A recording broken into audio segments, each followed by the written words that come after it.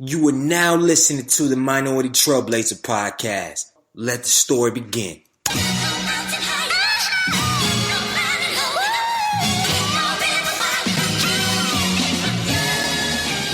One time for the lovers, 2 times for the ladies, 3 times for the brothers, 4 times for the babies. Do you love her? Do you love her? Do you love her? Do you love her? Do you love her? Do you love her? Do you love her? Do you love her? Do you love her? Do you love her? Do you love her? Do you love her? Do you love her? Do you love her? 1 time for the lovers, 2 times for the ladies, 3 times for the brothers, 4 times for the babies. Do you love her? Do you love her? Do you love her? Do you love her? Do you love her? Do you love her? Do you love her? Do you love her? Do you love her? Do you love her? Do you love her? Do you love her? Do you love her? Do you love her? Do you love her? Do you love her? Brown skin, love her brown skin, love her brown. Brown skin, love her brown skin, love her brown. She my brown skin, love her brown skin, love her brown. She my brown skin, love her brown skin. Hold me down.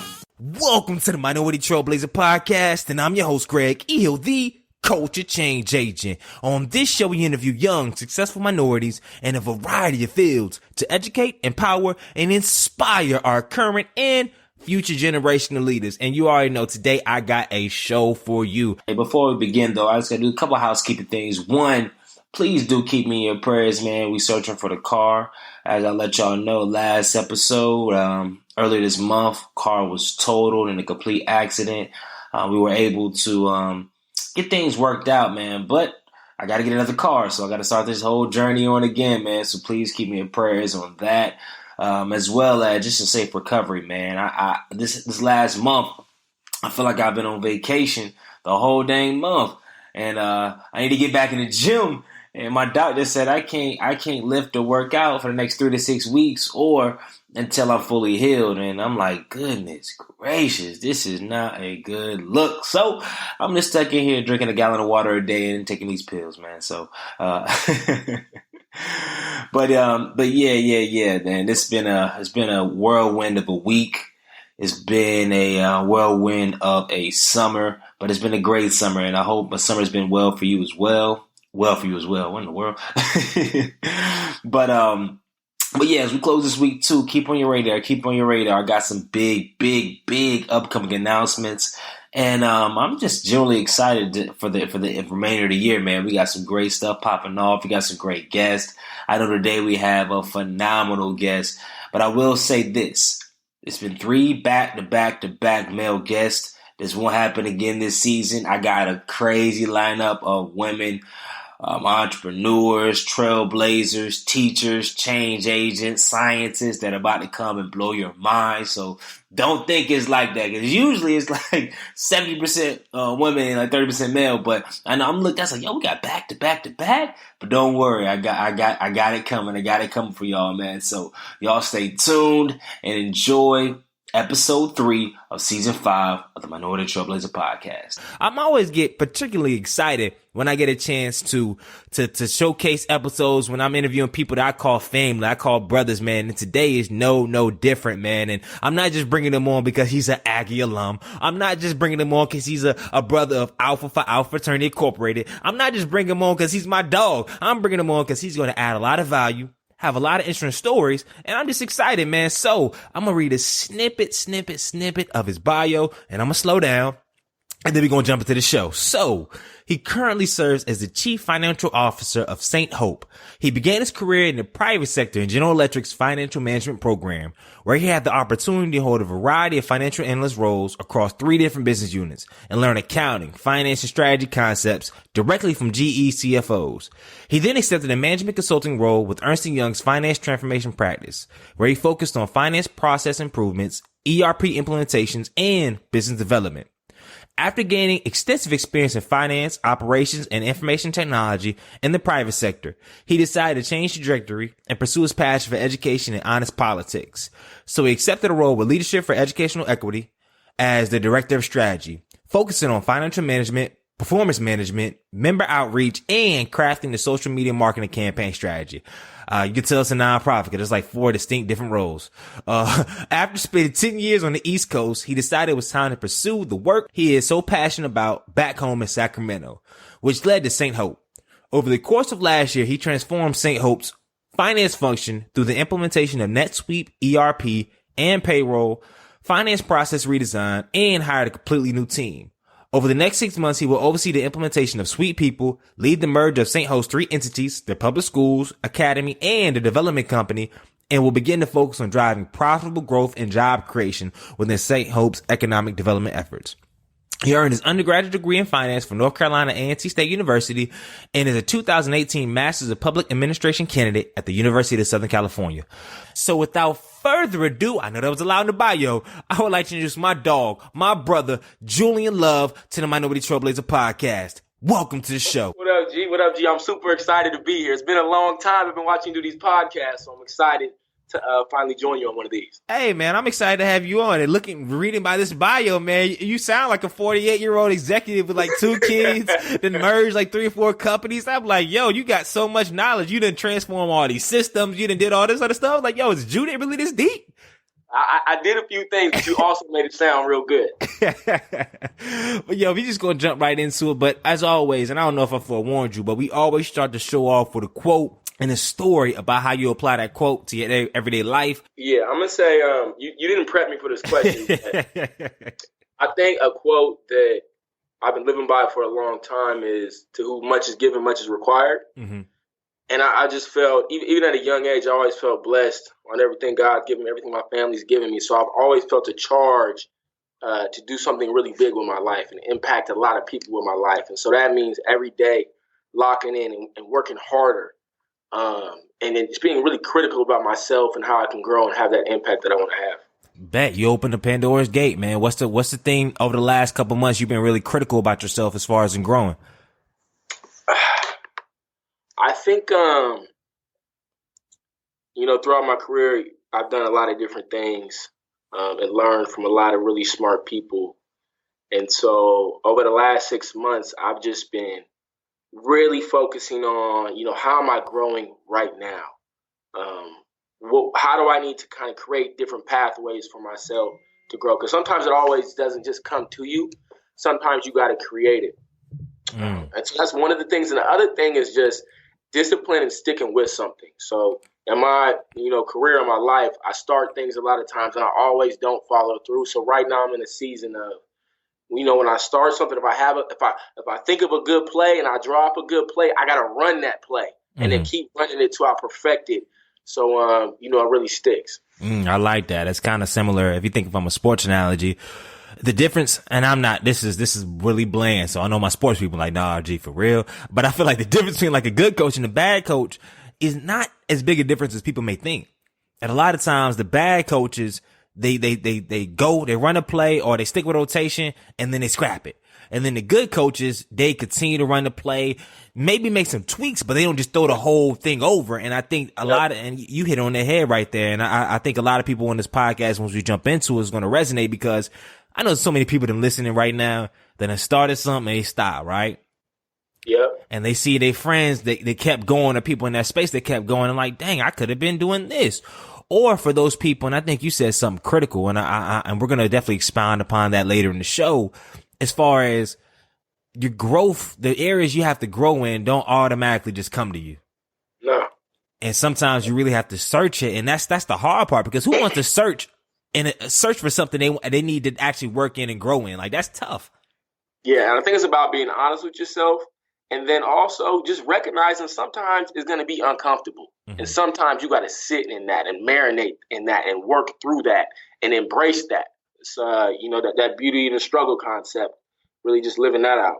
That sounds good. But how do you still manifest a positive mindset when it's like, okay, I got to be uncomfortable? It's like, dang, what if I'm uncomfortable for a month, 2 months, 3 months? Oh, it's been a whole year. I'm still uncomfortable. Like, how do you continue to manifest a somewhat of a positive mentality on that, though? That's a good question. And I think there's 2 sides to it. I think one side is understanding, okay, is this uncomfort here because I'm growing? And I think in those instances, you're going to have little wins on a day-to-day. You're going to see a little bit of progress. And I think it's just recognizing that progress and recognizing you meeting those mini milestones within that uncomfort that keep me in a positive mindset. I think on the flip side, though, is sometimes, you might be in an uncomfortable situation. You might be in a situation where you can't grow and you've hit the ceiling wherever you're at. And then it's on you to have that courage and that belief in self to just step out and do something different and find a different pathway for yourself. And I think, that's where it gets kind of tough, is determining, okay, is this uncomfortable because I'm growing, or is this uncomfortable because I've hit my ceiling and I can't grow and I need to do something else? Wow. The second thing you said, that stands alone. So definitely that's deep. And I love what you said in the beginning. The two things I want to draw it out is, one, recognizing progress.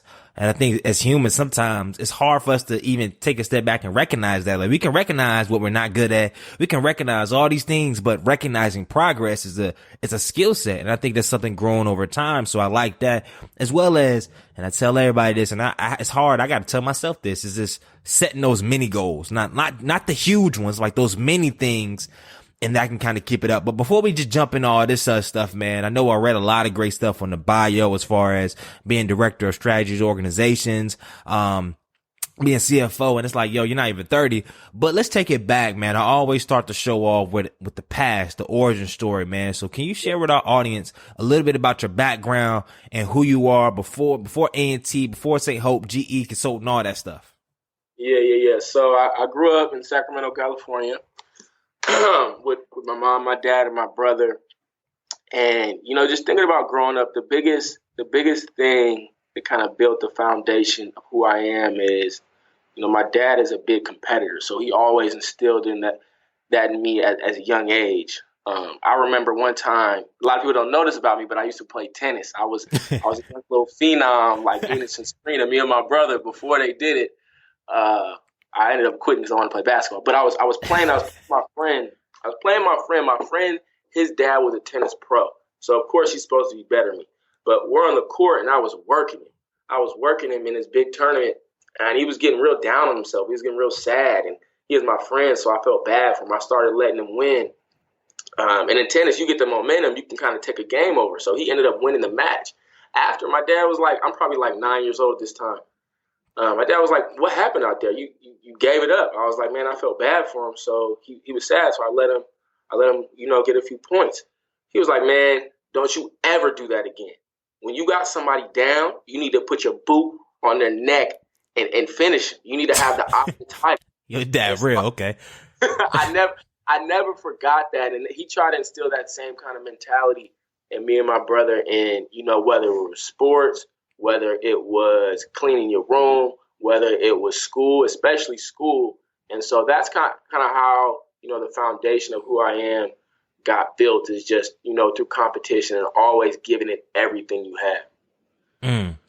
That's real. So how do you, because when you mentioned school and all these other aspects, like outside of sports, how can you still have that mentality without being like this cutthroat, shady, backroom type of guy? Yeah, I think for me, once I got in the work world at GE, I realized, it's easier because you're kind of competing with yourself.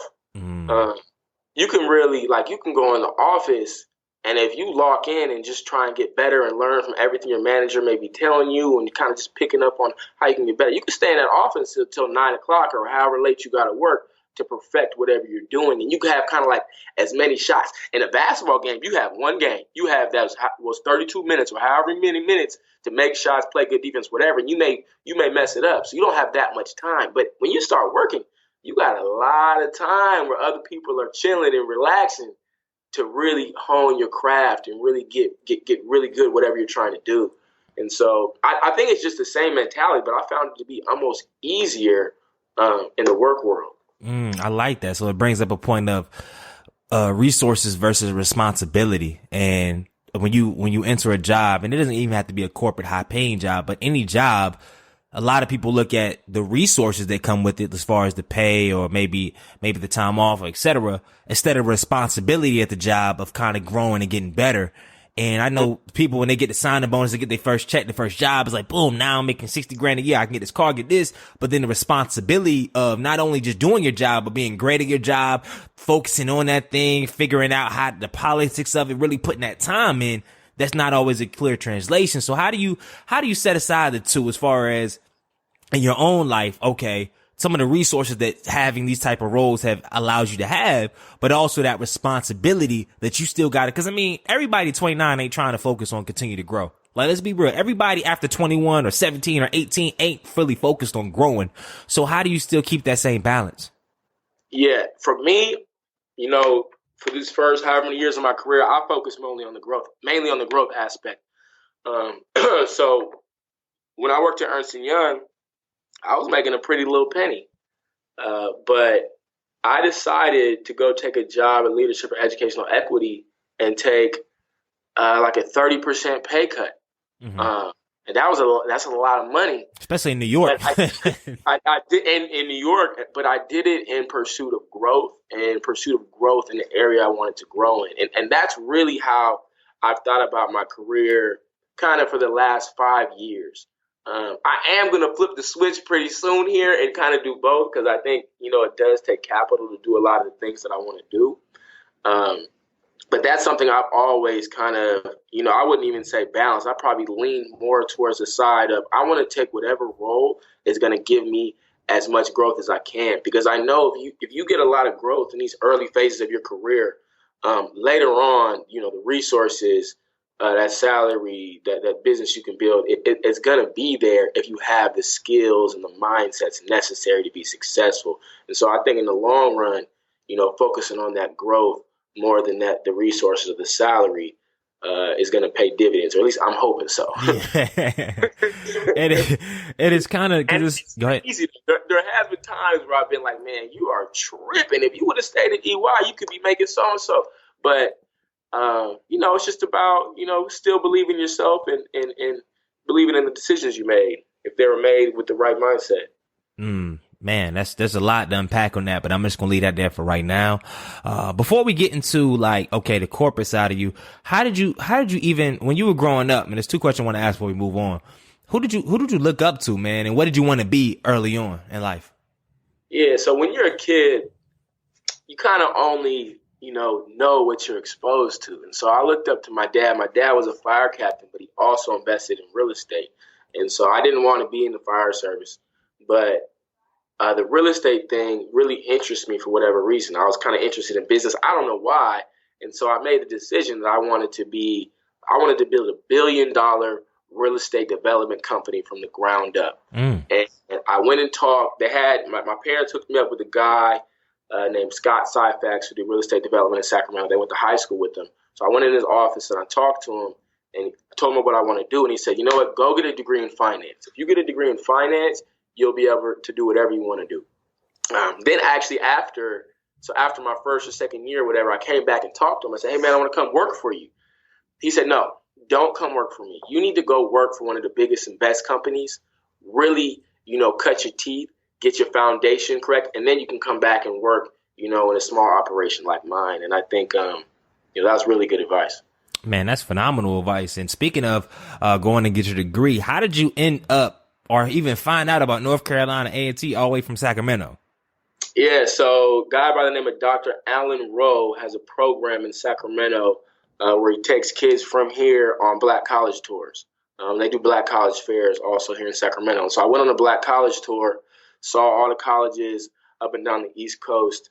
My number one and number two was really in the top three was Howard, Clark, and A&T. I actually had a cousin who went to A&T right ahead of me.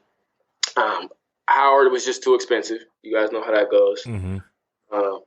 Clark, I think they didn't have as strong of a business program as A&T. And I wanted to tour down to Clark with my parents as well. My dad was like, man, there's too many women on this campus. You can't go here. What? A&T, there wasn't? There was more on Clark than A&T? I don't think he really stepped on A&T. He didn't do the full exploration. But, I went to A&T. I felt the vibe. I loved the campus. First accounting program to be accredited. First HBCU accounting program to be accredited, and they still had that same dean. So it just, and I had family there already. It just felt right. Man, that's crazy. And I know I don't want to spend too much time on college because I know everybody listening to this podcast has heard all the stories at A&T. They're probably like another Aggie, but you always know I'm always going to show love to the Aggies. But if you had to sum up, definitely coming from the West Coast, coming all the way down A&T to Greensboro, that is. Like, how was your experience there, man? And how would you sum it up in a story or in some words? Like, how would you sum up your experience? Man, I don't know if I could sum it up in one story or one set of words, but I will say A&T, I played sports. That's where I put most of my energy in high school. But I got to A&T and I had to figure out what to do with all this extra energy. And so I just kind of poured it into like organizations and organizing and creating things. And so that went from stuff in student government, where I have a good story where I learned a lot about myself and life through that. That went to Pledging to Fraternity, building Join Me Entertainment with you. Working on students for Obama, which was amazing. And so I just kind of grew a passion just for kind of creating things and just taking an idea and watching it come to life and making it come to life. And so, and come on, the people that I was around there, it was just phenomenal. And the network I have leaving there is amazing. It's something you can't even put into words. That HBCU experience and doing that HBCU experience at A&T was just, man, a very special time in my life and made a lot of who I am today. Man, that's huge, man. And most people don't know that me and Ju started like Join Me Entertainment. I know a lot of it gets credited because I know that's a big part of my raising, my upbringing, and my downfall, a lot of other stuff. But yeah, me and Ju, and I don't even know what, I don't even want to take the podcast left as far as how we even started. It was a fun, great experience. This is what happened. We both had internships at GE. Yep. In Atlanta, I was in Cleveland. So we had some change in our pocket. We had a little money. And we thought, what can we do with this money? So we decided to build Join Me Entertainment, shake up the game a little bit. We made a lot of young boy, moves at that time, but it was good. It was definitely a huge learning experience. Yeah, it was a huge, huge learning experience, man. But question 2, how did you even figure out about the internship with General Electric or internships in general? Because I tell our people all the time, you were the guy that plugged me into GE because I didn't know anything about internships, and you plugged me into the lady. I forgot her name. Yeah. Tracy? I forgot her name too. Sorry, Tracy. It might have been, but so really, I was close with Dean Craig. Somehow I got close with Dean Craig in the dean's office. And, I had been going to college fairs dressing crazy. I remember I was wearing Sperry's and like some khakis and a shirt straight out the packet with the creases still in it. Dude really told me, like, bro, you got to iron your shirt before you come to these. I'm like, okay, bet. But either way, Dean Craig one day called me and he was like, put a suit on and come to the office. I need you to talk to this woman. And so I went and he just hooked me up with that initial interview. And then, from there, it just kind of had the next interview and got the job. So it was essentially just from, coming in, getting good grades, somehow getting myself in front of Dean Craig and building that relationship where he just kind of just tapped me in. And I can't thank him enough for that. Yeah, that's huge. And I rode your coattails all the way to the next interview. Like, yeah, Julian Love told me all about the program with the whoop, got in that thing. I thought I banged it out, and then shoot, FNP left A&T for like 3 years after I came. Jay, you was a renegade, bro. You was doing some renegade things that summer. I remember I emailed freaking Jeffrey Immelt, bro. Son. Bro, you was a wild boy, dog. Man, I think I did all right at my job, but I didn't understand I just didn't understand. It was my first go around. No, I'm not gonna say I didn't understand. I didn't ask enough of the right questions. I don't know. I made some crazy decisions, but that's neither here nor there, man. Shout out to General Electric, man. They doing their thing. Shout out to GE, man. But yo, speaking of GE, man, because as we transition into the corporate, now I'm not gonna say the corporate, but the growing and foundational aspect of your life outside of like your growing up and young boyhood, whatever, because a lot of times, and even myself, and I think this is critical, that's why I really want to have you on this show, because some of us, we think of entrepreneurship, because I interview a lot of entrepreneurs on this podcast, but we have a one-track mind when it comes to entrepreneurship sometimes. Like, okay, these are people that started at 19, 20. These are people that, okay, they quit after 1-2 years of corporate, they quit their job, whatever. And I think and honestly, even myself, and I can't go back and change the time, but a lot of us, if we really just looked at some of the opportunities we have right now and really, like you said, focus on areas we need to grow in, kind of skin our teeth on some certain things, I think we'd be probably a lot better off when we jumped into entrepreneurship or doing other things. And that's why I want to have you on the show to kind of just showcase and share some of the things you learned while working for the GEs, the consulting companies, and all these other companies having some pretty robust positions, because I think there's a lot to be learned from that. So let's start with GE, man. You're in the leadership development program. What were some of the challenges and the real life lessons that you faced? And you can, I know I said a lot, so you can jump in where you want. Yeah. I think it was just learning how to work and learning how to be focused and learning how to prioritize. Those are kind of the soft things I learned. But in terms of like, what you learn working for a corporation, like these people have been in business for, almost 100 years, and been competing and winning for almost 100 years. So to be able to step in a place like that, and even some of the younger companies who are dominating right now, but if you can step in somewhere and learn from people who are experts in this field and much more wise than you, and have the opportunity to learn many different things, that's only going to help you so much down the line when you decide to start your own thing. And you have the airspace to fail and still get that nice paycheck or still get that paycheck, and have somebody correct you and tell you why you failed and what you need to do next time and how you can be better for next time. And so I think for me, spending those 2 years at General Electric, working in 4 different jobs, so 4 different 6-month rotations, I was able to, come into a job, spend 3 months learning, 3 months mastering it, and then move on to the next thing. Learning from GE executives who were the best in the world at what they do, just gave me a super solid foundation. And for me, specifically accounting, finance, strategy, supply chain, and IT. And so it's really an experience for me that's second to none. And I feel like these first kind of, 10 years of my career is just about me building up, creating a monster, creating a beast. And then, the story that's going to be told after that, we'll see. I'm going to try and make it a good one. Amen. But if you jump back into things you learned, you said a lot of good things there, but concretely, like what type of skills though? Because I hear people all the time say I learned these skills, and okay, but concretely, like what does that look like in a real business sense? If you had to do like a ratio, so say for instance, your first year at General Electric, you had 2 different rotations, and maybe it was accounting or IT. Concretely, like what type of stuff were you learning? I mean, concretely, a few things. Just how the financial statements work. I think, going in there and having to make journal entries, having to audit certain accounts, having to create financial statements, like that's one thing. Just understanding how that income statement and that balance sheet works in an intimate way.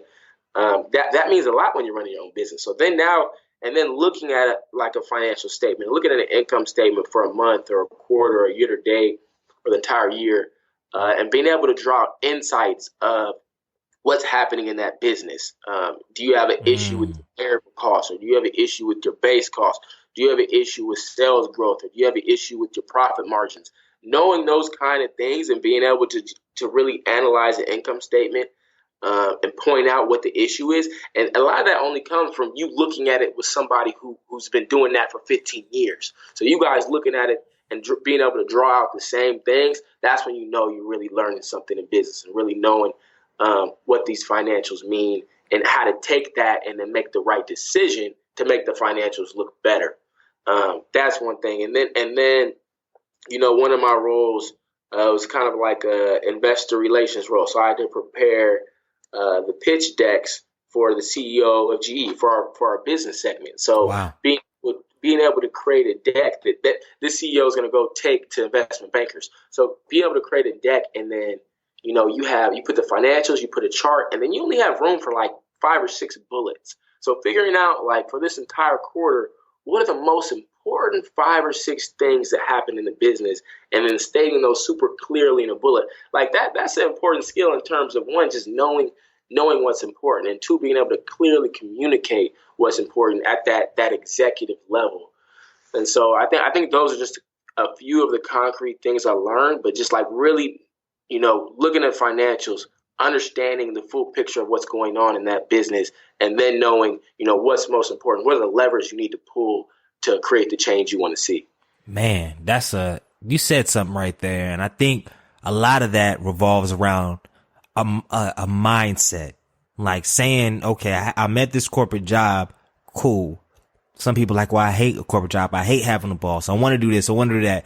And then they're just waiting for the day they can put in their pink slip. They're waiting for the day they can leave and start their business or start doing this, start building a brand and all this stuff, which is cool. Like I'm saying, I'm not shaming it because I did it. But it's like still, it's sometimes when you look at change your mindset, okay, look at these functions that's happening around me, not just in your role, but look at the business, look at all these sub skills that you're learning as far as maybe negotiation or dealing with different contractors, dealing with third party vendors, seeing all these different things. Then it's like, yo, there's so many, this business thing is way bigger than just, okay, just selling a product. Nah, it's way deeper. And I think those skill sets you learn allow you to be that much more deep once you really start your own thing. Yeah, no, and I think there's, when you want to be an entrepreneur and build something, there's a difference between, building something that maybe just, pays your bills.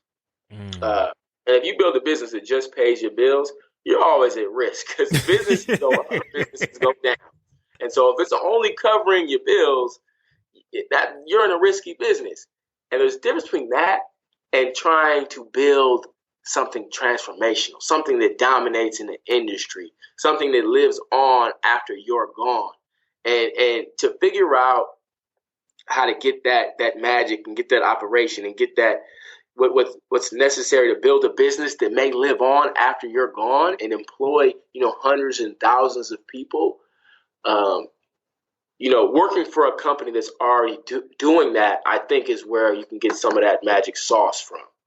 Because it's hard to know everything, and it's hard to even think on a scale like one of these top businesses if you've never been in that business, thinking on that scale. And I think that's one thing that I learned a ton from working at these huge corporations is thinking in scale. Always thinking of like, okay, this is a cool product, this is a cool concept, but can this scale across the entire country? Can it scale across the entire globe? How many people really want this concept? And so always thinking in scale is also something that I learned. Question. Why did you turn down the opportunity? I know the GE had a CAS program. Like, why did you decide to kind of change gears and exit with GE? Yeah, so quick background on the CAS program. They have a corporate audit staff. After you do the financial leadership program, the next step is to travel the world and audit GE businesses. So it's basically kind of a ramp up in the intensity. So people are working 7 a.m. to 1 a.m. every day, but getting to travel the world on GE's dime. And so I spent a month with them down in Houston, the new acquisition, and I was working 7 a.m. to 1 a.m. every day for a month straight, weekends, everything. And weekends too? Yeah, bro. I wasn't working from 7 a.m. to 1 a.m. on weekends, but I was working at, probably I put in 6 hours on the weekend. Mm-hmm. So I did my thing. They actually wanted me to stay and work with them for another month. I told them, hell no. And it kind of just came down to, I didn't want to audit. I wanted to do something a little more strategic. And so at that same time, I was talking to Ernst & Young. They hit me up on LinkedIn. So make sure y'all keep y'all LinkedIn profiles up to date. But they hit me up on LinkedIn. And, the position seemed right. Finance transformation. I had the opportunity to go to New York or San Francisco. And I always wanted to be a management consultant. I'd wanted to be that for a long time, for a few years at that point. And so, I made a decision to do that. So you didn't really have to plan your exit, or were you strategic in planning your exit? Like, how did that happen? Because I know you had a timeline. There was a timeline crunch, remember? And they hit you up. Yeah. So they hit you up on LinkedIn. So they just having by osmosis, or did you have an exit plan for it? I think it might have happened by osmosis. So they hit me up, and I started the interview process with Ernst & Young before I even went to do my pilot with audit staff. And so once I got back from Houston, I actually went back. I was living in Kentucky at that time, but I went back to California. And I had 3 days to let them know, let you know if I wanted to do it. A day or two before the deadline, I drove to San Francisco, interviewed with Ernst & Young on the way back, the partner called me and told me I had the job. So I was able to then, right before that deadline, let GE know that I wasn't coming back. They weren't too happy with me, but, I think I saw a lot of good relationships there. Yeah. It is what it is. It is what it is. So let's talk about the next chapter of life, man. New York, man. Before we get into consulting, man, like how was the transition in your first year in New York? I remember coming to the apartment, man, seeing some things, man, like having some great times in New York, man. New York was just Cali boy, Greensboro. Some of your rotations were like in hick towns. Like real briefly, explain like where your other rotations were at before New York. Yeah. So GE, I moved right from Greensboro to Cleveland, Ohio. Stayed there for about a year and a few months, and I moved to Louisville, Kentucky. Was there for about 6 months, and then after that, made a quick hop to Sacramento for a few weeks, and then moved everything out to New York. Yeah, man. So how was that first year in New York, man? Getting adjusted to the vibe of the city, the exciting stuff of this city, but also the cost of living in the city and all that good stuff, man. How was the first year? Man, I feel like anybody's first year in New York, you're just figuring it out. You don't really know anything. Like my first apartment, you went there, G. I don't know if you remember. I had all kind of issues. I had roaches, mice. I didn't know. I didn't know that's how it was going to be. Now, if I walk into a building like that in New York, I'm going to know right away I'm not staying here. I didn't know. So, getting accustomed to that, figuring out what neighborhood I really wanted to live in. When I first got there, I lived in an area called, the real estate agent called it Prospect Park South. Anybody who came there called it Flatbush. Which was cool. Those areas were cool. But, eventually I found my way to Bed-Stuy, which was a neighborhood I'm in love with still to this day. Was there for about 4 years. But, it was an adjustment. Just getting used to New York, getting used to the train. But it was an adventure, and I loved it. I really did enjoy that time of, like, constant stimulation. Everything's new, just trying to figure, everything out. So it was like, one of those times where, it's constant struggle, but it's just kind of a beautiful adventure at the same time. Heck yeah, man. How did you get accustomed to like the social scene, or it was just thrown upon you? Like in New York, is it hard to find? Like, how did you get hit to the moves and shakers? Is it just being in the space? Yeah, I had friends there. Aggies, we worldwide. So there was cats there in New York who I knew, frat brothers. Friends who were already in New York, already plugged in. So, I just, plugged in with them. Also made, new friends too. So it was just kind of that part was pretty easy. Got you. So, man, I know a lot of people, when they think about consulting, they think about, you on jets. I mean, not jets, but you're on planes Monday through Friday, eating on a corporate dime. Like you're talking to some of the leading people in the world. Like, break us down kind of your experience in the corporate, the consultant lifestyle and the workload. And then after that, kind of just break out some of the main key things you learned from it. Yeah. So I started, some of that you said is true, but I started, my first client was Bloomberg. So every morning I get on the train, travel to 59th Street, and go work at the Bloomberg building, which is an amazing building. They had all the snacks in the world, coffee, anything you need, they had it. And so I spent like 3 months there. It wasn't an amazing project, but it was cool. We did a procurement transformation. But then after that, I got shipped out to Syracuse, New York. And so at that time, I was flying to Syracuse every Monday, flying back on Thursday. And they were doing an ERP implementation. They actually had done one that went completely wrong. So what is ERP again for our audience? Yeah, one step back, I was working for National Grid, which is the largest utility in the Northeast.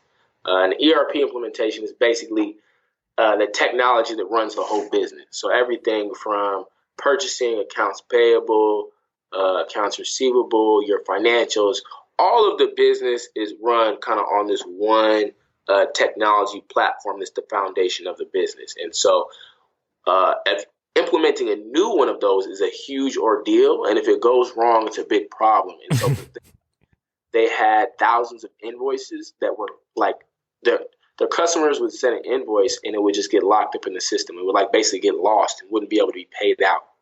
So this meant that, for their small suppliers, they couldn't make payroll. Like they would trying to get paid by their biggest customer, and they didn't get any money, so they couldn't make payroll. And their biggest suppliers wouldn't send them product anymore. So this meant the guys out in the field who were trying to fix people's power in the Northeast in January couldn't fix people's power. And so it was a real life issue that we were brought in to kind of tackle. And so that was part of what excited me about this role. And so I stepped in initially. There was like 90 consultants on this project. Good God. Yeah, and they're from all companies, Ernst & Young, Deloitte, KPMG, everybody was there. So it made for some fun nights with all those young people there, with a little bit of money to spend. But that's another story. So I came in as an individual contributor, and I remember there was a meeting every morning at 7 where all the partners would go. Partners and senior managers, about 8 of them. At this time, I was a senior consultant, so I was like a few levels below them. But I was like, I want to get in that room. Before I leave this project, I'm going to be in that room. And I made kind of that bet to myself, or made that commitment to myself. And so I just got it. I got in there, bro. And really, honestly, at first, a lot of us didn't have computer access. So, because we had to work on their computers. So I just made myself like useful by hunting down the IT guy and staying on top of him and making sure everybody got computer access. Mm-hmm. Then I got put on a project kind of with one client trying to figure out a specific scenario on why invoices weren't getting paid. We had a good rapport. We made some good progress. So then I got a couple people added to my team. We started doing well, so I got a couple people more added to my team. Eventually, I had like 12 people working with me and on my team. I say with me because some of the dudes working on my team were smarter than me. But I picked really good people to join my team. Some people had like the exact same background as me from GE, and I was like, hey, I want him. So built a really strong team, man. And that's where it was cool because every day we had a board. We all worked in, we call it the war room. It was a conference room, and we had like poster boards everywhere with how many invoices we had cleared and how many we still had to clear. And so it was cool because you had that scoreboard every day where you could see where you're at. Where we take it from the Excel model and put it on the sheet. But what I really learned was, one, my management style. And so I learned that, when you have smart people, and everybody has their own wisdom. I know you always say everybody, you got your own genius, but as a leader, it's your job to figure out how to put them in position where they can tap into that genius and then get out of their way and let them run. And when it's time to let them shine, don't step in and take their shine. Put them out there to shine themselves. And I found that, empowering people like that and really listening and figuring. And aside from figuring out how to build a team, I also learned a lot kind of on the technical aspects of how our ERP system works in terms of accounts payable, procurement, supply chain, inventory management. And so I think it's important. It was an important time in my life because I learned both about management leadership and also about a new technology. So it was a lot of growth at that time. Yeah, man. Before we actually move on to like how you left consulting and went to LEE, because I know like it's crazy. Last 10 years, you worked at a lot of different companies, but you worked at different roles within each company. That's why I really want to touch on them all, because it's not like you had the same experience. But what was the most challenging experience as far as being a consultant, and maybe a time that you not failed, but a time you're like, yo, you whiffed on maybe a suggestion or maybe with a client? Like, tell us about one of those times. Yeah, I think one of the challenges for me was I had to manage people who were much older than me and much more experienced than me. Ooh, yeah, stay right there, because I know a lot of people listening right now are in that same situation. Yeah. So I had to, there's folks on my team who had maybe 10, 15 years of experience on me, and they had to listen to me, young black man. So, in some cases it worked out and some it didn't. I had two guys, and just being quite frank, they just wouldn't get with the program, and they wouldn't put the work in, and they just wanted to, sit on their laptops and get on the internet all day. And I just had to make the call to my manager, like, these guys aren't working, let's roll them off the project. And we did that, and I ended up having to give them a bad eval.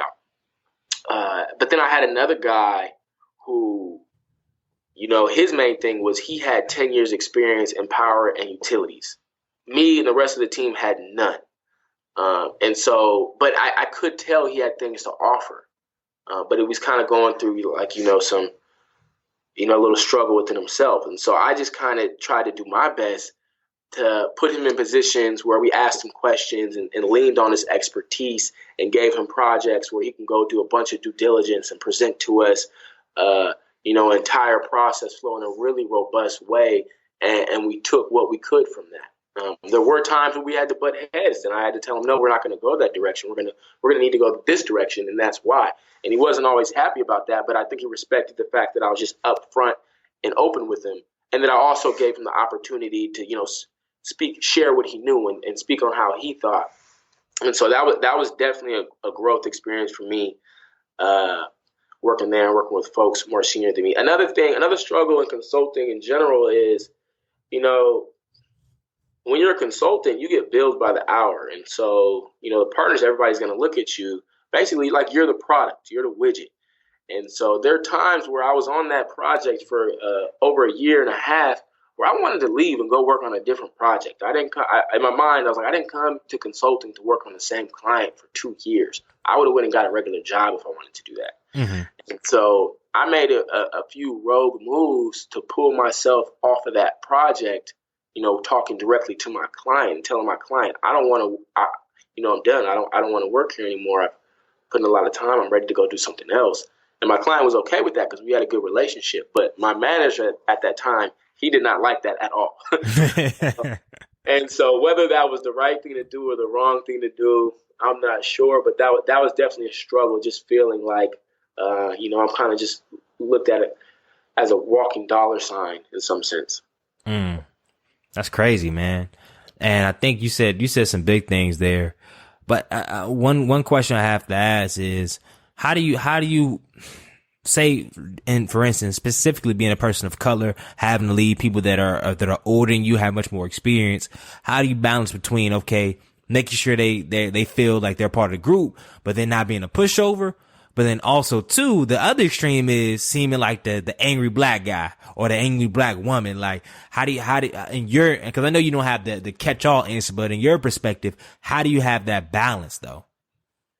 Yeah, it can be tough. I think it's one about relationships. At the end of the day, at some point, we're all humans. And so if you can connect with somebody on some human level and have a real relationship with them, before you come to that tough conversation is going to go easier.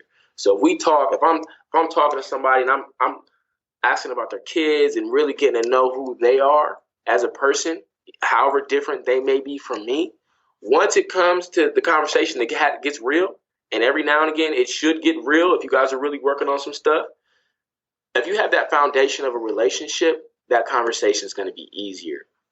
So I'd say that's one of the big things. And I think it's about being open and honest early. Don't wait till things get too bad. Don't wait till things get really bad to like blow up or blindside somebody. Try and be honest, candid, early on in the process, throughout the whole process.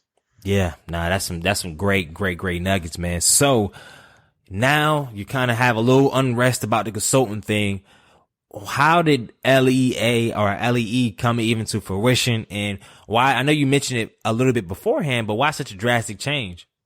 Yeah, so I was working at Ernst & Young, and my plan for my career was to go to the top of the ranks in business, become really wealthy, have a lot of capital, and then go do things that I cared about. But around this was around the time that Mike Brown got killed. And I was out in the streets in New York. You was out in these streets. Yeah, I was in them streets. And it was just that energy, that realness, that this is just really a bunch of humans out here just pouring out how we really feel and trying to make a difference however way we know how.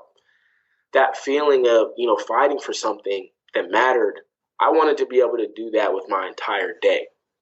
I didn't want to spend 8, 9, 10 hours of my day doing something that was, whatever, and then go do something I cared about. And so I started to look around and see, okay, what job can I get that I can, work on something I'm passionate about all day. So I just got on the internet and I started looking around, and I was led to Leadership for Educational Equity. And so something I was always passionate about was education. I'd always, ever since I got to college, even before then, I always coached, mentor, did whatever I could because I care about the youth and I care about making sure every kid has an opportunity to reach their fullest potential, and they know that they have the opportunity to reach their fullest potential. So I cared about that, but then I also had grown passionate about honest politics and having politicians that led from a place of integrity versus a place of I need to please my donors. Mm-hmm. And so finding leadership for educational equity whose mission is to put former educators in political positions to impact education through politics and policy felt 100% right to me. They had an opening on the strategy position. I interviewed, and it was kind of one of those things, like every now and again I interview for a job, and it's like a match made in heaven. So that's how it felt, and that's how I got to Lee. Yeah, man, and I don't want to spend too much time on Lee, but I do want to say you had a lot. You working at a nonprofit, definitely different than the consulting arm. So I looked at like on even in your bio, you had around 4 different big responsibilities. So how did you even attempt to try to manage all those like dealing with social media campaign, but dealing with engagement and dealing with the finance? Like, how'd you even work on that time management and just that process and having all those goals and metrics in that? And yeah, tell us about that experience because it seems like a lot. It was, and I think I was working a lot of hours for part of that time. There was even a time where I was kind of working. So I worked my regular day. And, I had one manager, and then I built a relationship with our executive director, who I thought was, one of the smartest people I ever worked with. He came from McKinsey. That's part of the reason. That's the other reason I chose Lee, is because the executive director and their VP of strategy and operations both came from McKinsey. So I knew the organization with some chops. And so I developed a relationship with our executive director. So I would be working, after work hours with him on stuff or under his direction on stuff. And then later at night, I also worked with, my boy Michael Cox was running for New York State Senate. And so I was kind of his right-hand man in the beginning of that campaign, getting everything set up. And for me, I don't really think, I guess it was helpful to have between these hours, I work on, my regular job. It's kind of marketing or whatever it was at the time. And then these hours I work on this, and then these hours I work on that. But that was literally the only time management. Other than that, I was just putting a lot of time in. Mm-hmm. But for me, I love doing that because that's where the growth comes from. Like, I learned so much about political campaigns and how politics works in New York City, working on that campaign at nighttime, which is not even a part of my job, but it's kind of related to my job. And I learned so much about digital marketing and Facebook ads and IG ads by working with my executive director on kind of like a road project. And so, yeah, it was a lot of stuff at that time, but it was, a time of extreme growth, and that's what I'm here for. And what area, as we kind of move past LEE and then kind of go into where you're at now, from your time there, if you had to narrow it down, and if it's one is too hard, you can do 2, but what area do you think you grew the most in? If I had to say one hard skill, I'd say marketing, digital marketing. It was the first, my background is in finance and business and stuff, but it was the first time I got to lead a project that was focused solely on marketing. And so I got to work on our member outreach strategy, where we reached out to 30,000 members across the country and tried to engage with them.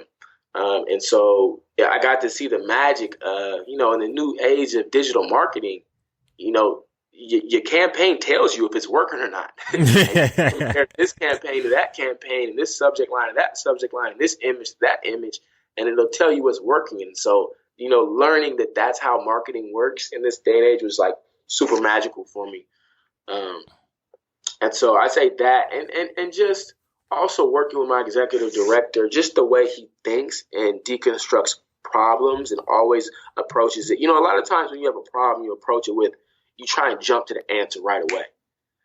But the smartest people, that's not how they do it. They approach it with a completely open mind and try and explore every avenue before they jump to the answer. And I think just kind of working with him and understanding how he thinks about issues really helped me a lot too. That's great, man. So how did you even figure out about where does St. Hope, and how did it going back home? Like, what was the first block and then inspired you to kind of go back home as we transition? You know what? It was working on the campaign with Mike Cox, and I realized, I was meeting a lot of people in Brooklyn and New York on the political scene. And one day I do have, some sort of political aspirations because I think there's power and impact there. But, I was just meeting so many people, and I was like, man, I'm going to build a whole network out here and then eventually move home and have to rebuild the entire network all over again from scratch. And I just felt like the work that I was doing in the community, it's just, for some reason, I was just drawn to do that work back at home and also start to build my network back at home. And so the trigger, the final trigger was somehow I came across a USC Npa program. I always wanted to get my Npa at USC. And then I found out that they had a campus in Sacramento. And I said, okay, this is perfect. I think this is like a little indicator for me. And question two, and I was going to ask this later, but why Npa rather than MBA? I mean, your track record suggests, okay, GE, couple years, then consulting. Track record would suggest that, you're going to go get a top 10, top 5, top 2 MBA from a great university. And so why Npa? Why not a joint program? Like, why was that decision made? I don't have a good answer for you right there, G, because I actually put my MPA on hold, on pause. And so I may end up going that route you're talking about, or I may end up going back and doing a dual thing. But I will say, I'll just share this from my experience. Anybody looking at an MPA or an MBA, if you know you want to go into politics and you want to go work for a senator or be a senator or something like that, MPA is probably the route for you. But if you want to have, at least this is my experience right now, if you want to have a career that, is a little bit more dynamic and can go different directions, maybe the MBA is the right route. And so that's why I put my MPA on hold for now. And I may go back and go the path that my history suggests I should go down. So what kind of timeline would that look like though? I know you don't really I wouldn't say you're not a planner, but it's not like you have, I don't know. Yeah, I know you have 5-year personal stuff, but I don't know in your corporate or your career, but what would that look like? You just don't know?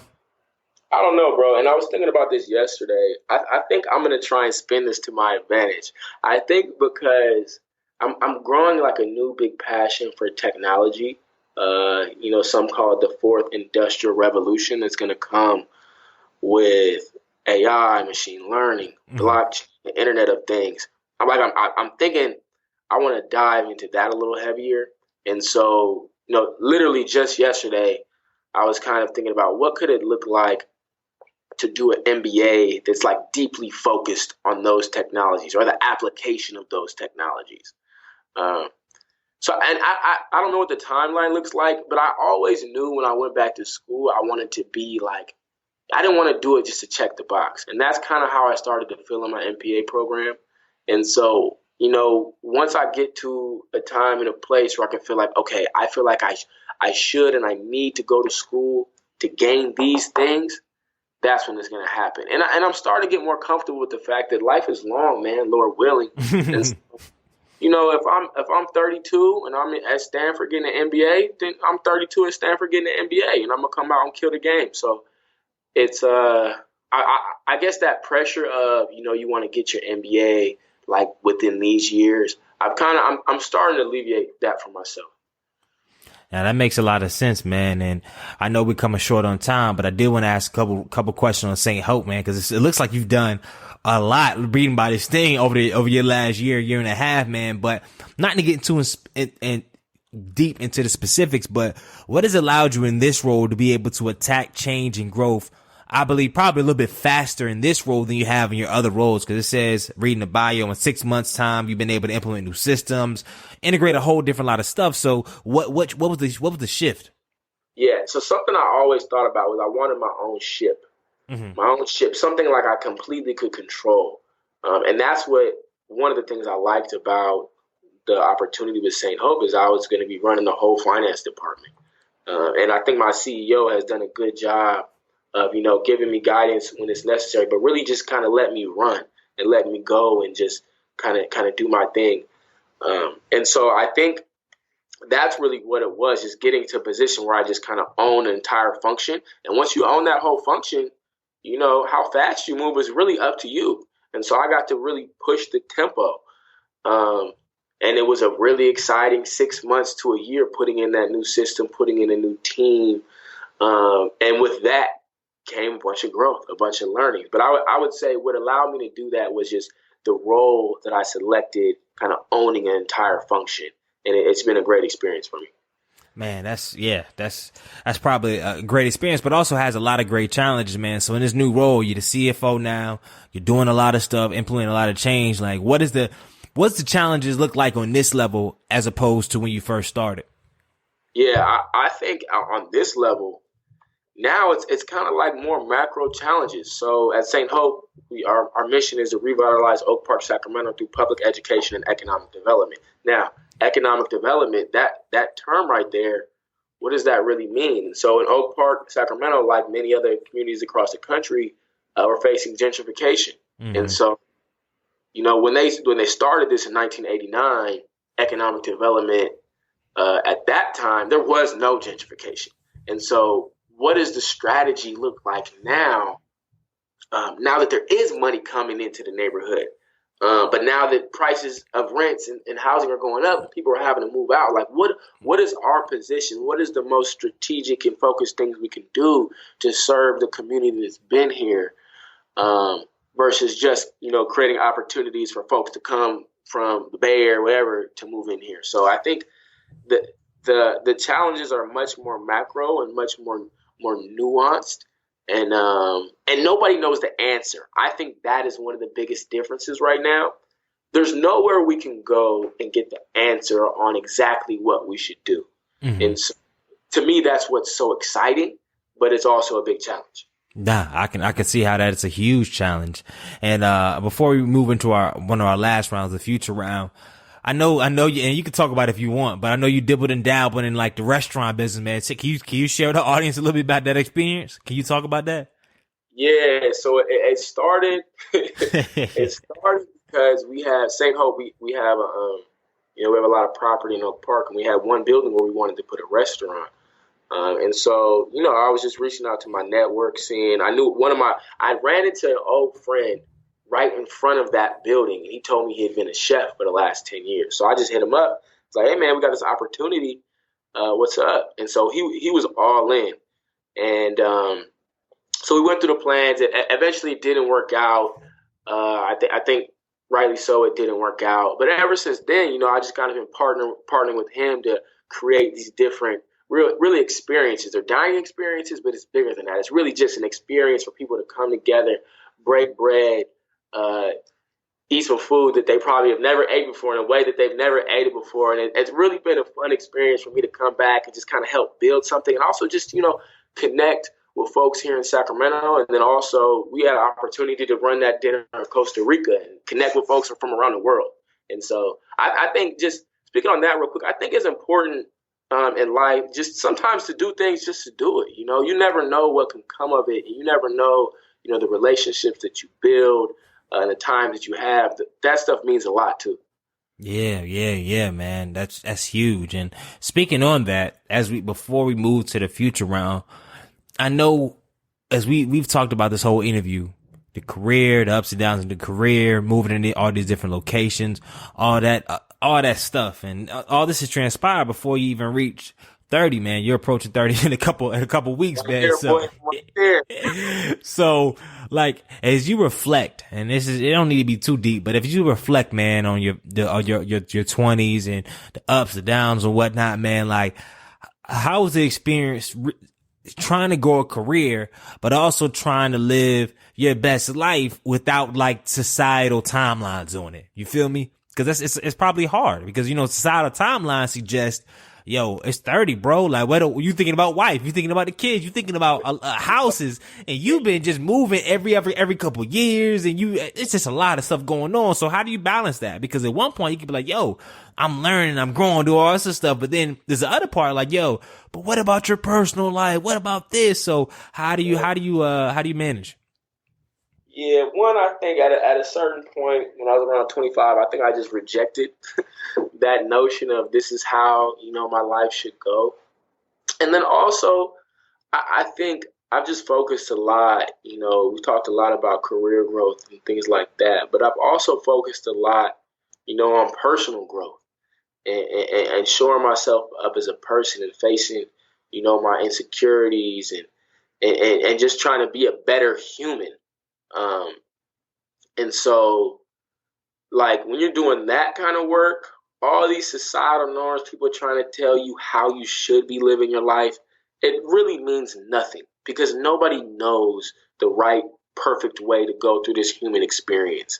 And so, as long as I'm growing as a person and I'm being more, and I'm loving myself more and loving others more each day, like that kind of the societal norms things don't mean anything to me. Man, that's huge. I was just talking to a friend yesterday, to be exact, and she was talking about men and all this other stuff. And I'm like, first, I'm not the person to talk to about this stuff. Like, I don't know why you're having this conversation. Like, we need to relook at this relationship we have right here. But that's neither here nor there.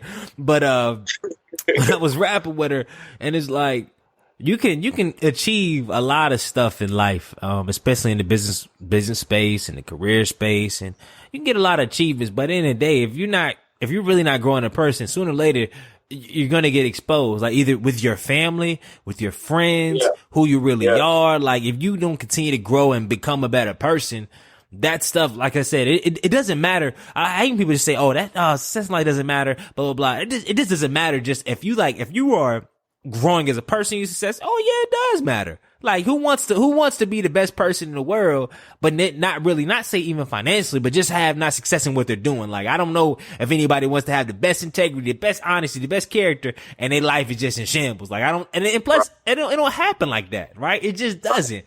However, we meet a lot of people that put so much focus on that career, so much focus on them getting better, selfish, and now we have a world where there's so much inequality now. Like it's just crazy.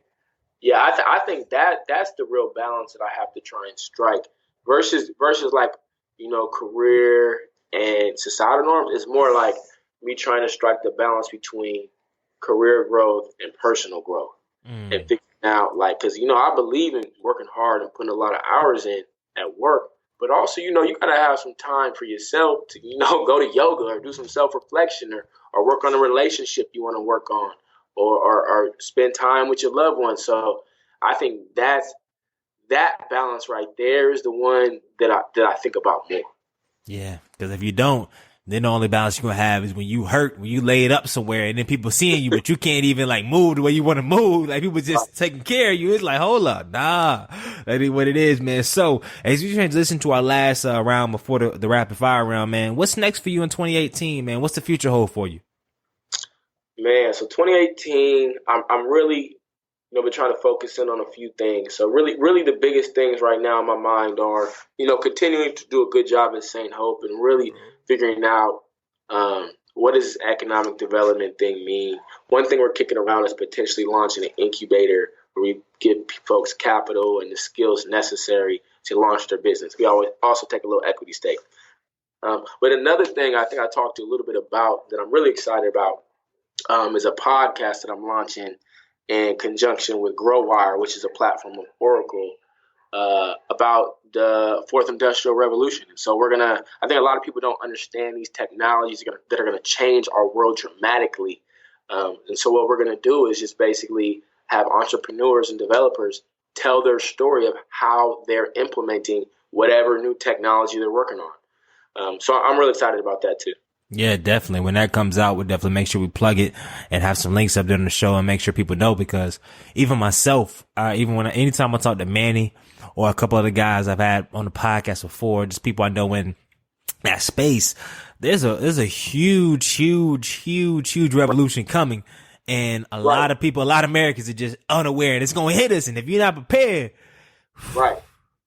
And if you have business, if you're interested in starting a business, you need to start thinking about these technologies, because if you're going to want to compete, you're going to have to implement them. And so that's kind of the role that I want to play is, I'm no super tech guy, but I read about it and I like it and I love it. So I want to kind of just be that bridge between, the people who are really in this technology and the people who need to kind of just understand the application of it. Yeah.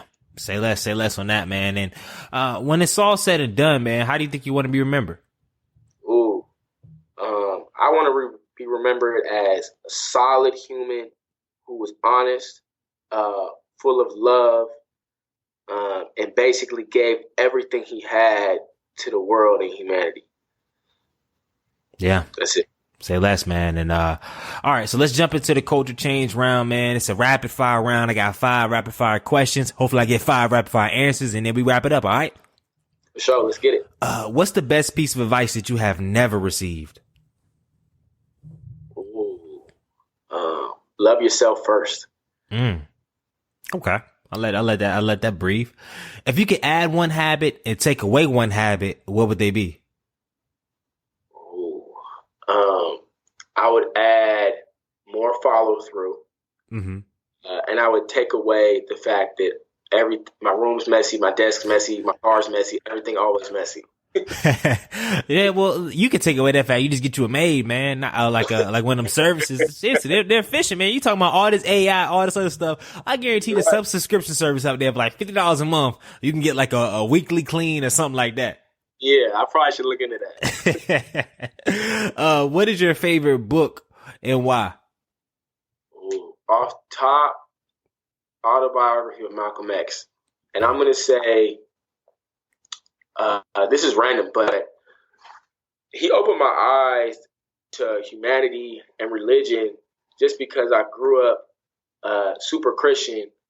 But Malcolm X, was a great man, especially at the end of his life, super enlightened, great man as a Muslim. And so that kind of broke a barrier for me in terms of, humans and like love and like who deserves what and religion. And it kind of just opened my eyes and opened my mind to a lot of things. Amen. What is your biggest fear? Not reaching my full potential. If you were the president, and this is the last question around before we ask like the culture change question, but if you were the president of the United States, what is the first thing you would do?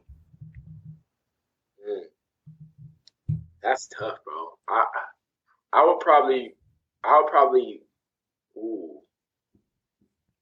focus on our criminal justice system and our education system and revamp those. I can't give you a specific thing. I'm sorry. Yeah, no, that's a lot. It just, those two things are so, yep. But then, hey, let's continue to expand life. So we got people in jail for longer and have people in other stuff. Have people get gentrified for longer. People in the hood for longer. People on food stamps for longer. Like I can preach on that. That'll preach.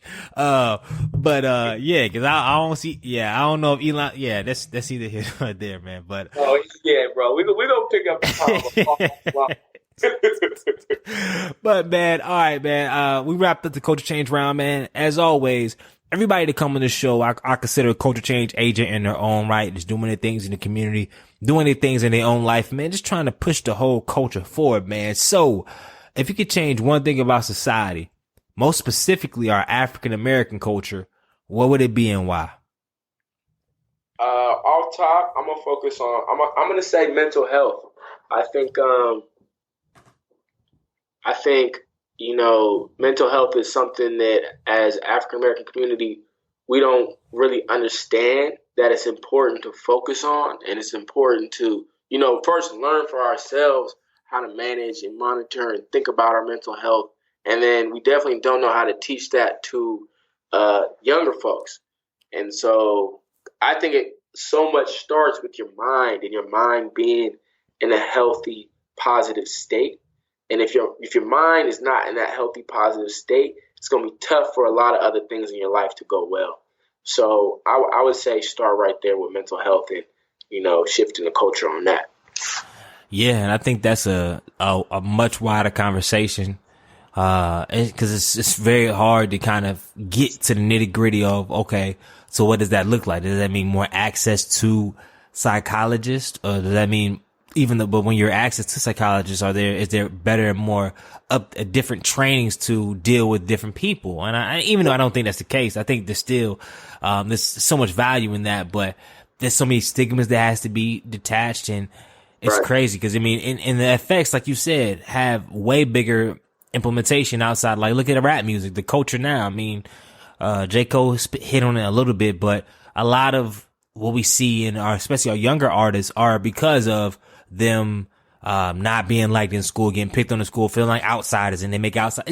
And then why? So why? I know children a lot of children have anxiety. A lot of children go through a lot of stuff, but it just seems like this day and age that so many students and children can relate to so many things. You like, y'all can relate to that? Like, what do you mean? Like, they're going through all this stuff, but if they have no outlet, like I can really imagine right now, go to your Title I schools, even some of your charter, your prep academies, any K through 12 institutions, and if you can count out specifically ones that are not like private, how many students have visited a psychologist or talked to a mental health professional from K through 12, the percentages would be astronomically low. Yeah.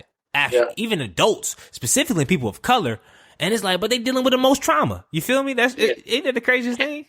And I'll say it's a lot of us who haven't talked to a mental health specialist yet, and we should have, or we should be. Mm-hmm. And that might be the bigger problem. Yeah, cause and then there comes of course, the big elephant in the room, accessibility. And I think our insurance providers have done, for people that do have insurance, have done a good job. There's some acts been passed and I'll get some more correct information on the show one of these days when I interview somebody from the mental health space. But I do believe it's like the copay is a lot lower now. That you have to have access to or be available to have like a mental health professional. Cause back in the day that wasn't included in the regular insurance, but let me not speak specifically on that, but that's what I believe. I think I'm like 99% sure on that, but there's so much in that space to be explored, and we definitely got to do our due diligence as far as exploring that, man. But where can people find more information about the upcoming podcast? And make in brief side note, you can say like this podcast is probably not gonna go out within the next maybe month. Who knows? Maybe month, 2 months. So you can, if you haven't even created it yet, you can go ahead and mention it. But where can we find out more information about you, your podcast, what's going on, St. Hope, and how can we support and just learn more about what you got working on? Yeah. So the Instagram, last name Love, has been like that since 2009. So that's where you can catch me. But the podcast is going to be, you can find it i4.0.com. That's number 4 pt0.com. Okay, cool. So we'll make sure we keep up to date, man. What you guys shaking? What's the next wave and all that good stuff, man. So from the bottom of my heart, man, I just want to say thank you for giving us well over an hour of your time, man. Just sharing your complete journey, sound bites, advice, and all that good stuff, man. I knew you had stories, but you had the stories like written right in your head, man. So I was definitely impressed by that. Yeah, G, I've been waiting to do this. So thanks for having me on here, man. I've been watching you and watching the growth. I love the podcast, so I'm just super happy to be part of the family now. No doubt, man. I just can't wait to see how it evolves in 2019. I mean, God willing, 2019 forward, man, and just how we can evolve and grow, support one another, man. And like I said, I've always been a fan, man. You're like a big brother of mine, man. Continue doing what you're doing, not only for the community, but also for the world, man. Like, I think you're on your way to having worldwide impact, man. So continue growing, continue loving, and most importantly, continue to keep changing the culture. All right. All right, thanks, G. All right, no doubt. So Minority Troublemaker Nation, you already know what to do. Do two things, and two things only. One, make sure you leave a review. And two, like I said before, change the freaking culture. Good night.